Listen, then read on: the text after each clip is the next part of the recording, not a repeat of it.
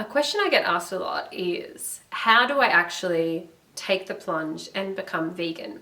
So a lot of people talk to me and they say, I'm vegetarian, I've cut back a lot on my meat products, I only have a little bit of milk, I only have my backyard chicken, eggs, all these things. And they're making these steps towards veganism, but can't find the motivation to actually take that final step and become vegan. So to those people, or if that's you watching, firstly, be proud of your efforts on the way to becoming vegan. Every little step that you can take that cuts back on your animal products is a good one. And you should be proud that you've cut down on your meat products, even if it's just one day a week to start with. And it does take time. It takes time to unlearn all of this stuff that we've been socialized with. And a lot of people, like most people, grew up eating animal products and it was just a part of the way that we were raised. So be kind to yourself and, celebrate those little victories along the way.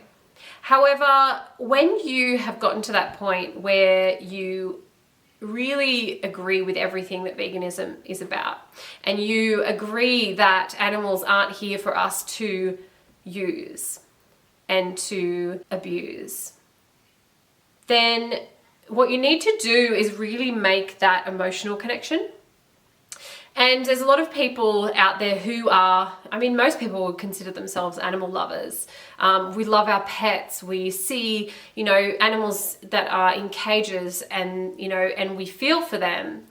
And we have that connection already. But to take that step, we need to unlearn the stuff that we've been told is real, which is animal products are necessary for our health.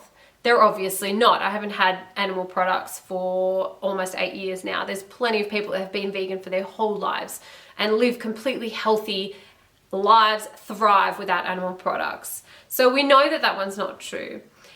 We think that it is just the way things always have been. So we just, because something's always been done this way, we need to continue to do it that way. That's not true either. The things that I would suggest you do if you want to actually have it all click into place is become really familiar with the process of what happens to those products when they come to your plate. So in order to do that, even though it's hard to watch, you really need to learn about what happens in the food process. So you need to watch films like Dominion, like Earthlings, you can look these up. You need to see the truth of what happens behind closed doors so that you can really make that emotional connection. If you're already vegan, these things are really hard to watch. If you are not vegan, you need to be aware of what happens so that then you can make an informed decision about whether or not you're happy to support these practices with your money. Aside from that, there are books that you can read. Eating Animals is one that I recommend, and there's heaps of other resources out there. Get in touch directly with, a vegan that you know and see if they have some advice for your particular circumstances, because everyone's got that one little block that's stopping them. It might be that you are super into fitness and you're worried that you're going to lose some of your fitness when you become vegan. Or it might be that you are very connected to your family's history with food. And that's something that is, I think, a really big one, because food culture is so personal and, ingrained in all of us, and our memories, our relationship to our families and our histories are all tied up in food.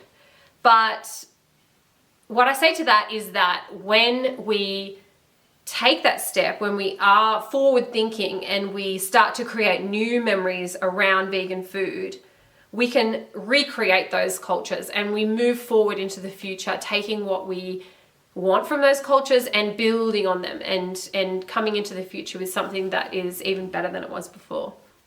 Because essentially it's founded in, not only love for our family and our culture and where we came from and acknowledging that history, but also a love and respect for the world around us.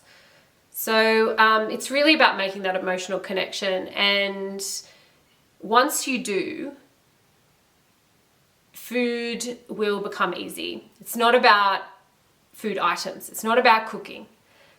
All of that stuff will fall into place when you realize that animals aren't food.